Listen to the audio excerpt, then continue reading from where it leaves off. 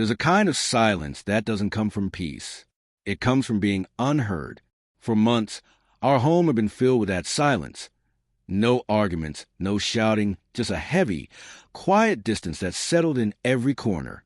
I reached out, not always with words, but with gestures, making her favorite breakfast, leaving notes, trying to close a gap I could no longer even name.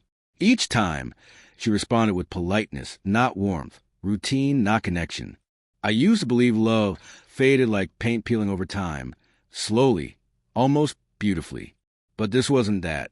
This was erosion, a steady, invisible wearing down of something sacred. It didn't break me all at once. It took me piece by piece. At night, lying beside her, I felt miles away from the woman who once couldn't sleep without my arm around her. Somewhere between her turning her back and the sound of her steady breathing, I realized something harsh. I had become a guest in my own marriage. So I stopped asking, not out of pride or anger, but because I finally understood that begging for closeness only deepened the wound. That night I decided, if distance is what she wanted, I would give her all of it. The next morning, something shifted quietly, completely inside me. I still made her coffee. I still smiled when she passed by.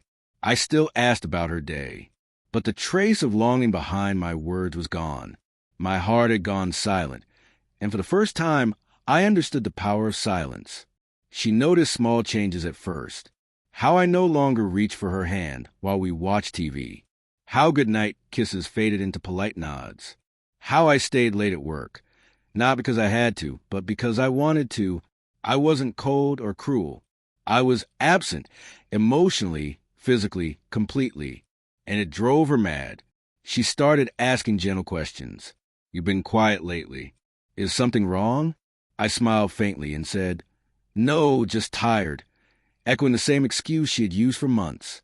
That's when I realized indifference hurts more than rejection. The absence of effort cuts deeper than anger ever could. Weeks became months, and the balance of our marriage began to shift. She lingered near me more often, tried to revive conversations, planned dinners, wore the perfume I once adored. But by then, I had built walls too high for her climb. I wasn't punishing her. I was protecting what remained of me. Love can't survive where it is begged for. So I stopped begging. And in that silence, she began to hear what she had taken for granted. It happened one evening after dinner. She stood at the sink, hands trembling as she rinsed the plates. You don't look at me the same anymore, she said softly. I paused, searching for words that could explain what had died between us. But the truth was simple. She was right. I didn't look at her the same, not because I stopped loving her, but because I stopped hoping she would love me the way I needed. I told her, you taught me something valuable. Affection can't be forced. So I stopped asking. Her eyes glistened with regret, maybe even fear. I didn't feel triumph, just clarity, the kind that comes after a long storm finally ends. She tried to bridge the distance, but every touch, every apology felt rehearsed, too late, too practiced. What she didn't understand was that my silence wasn't punishment anymore. It was release.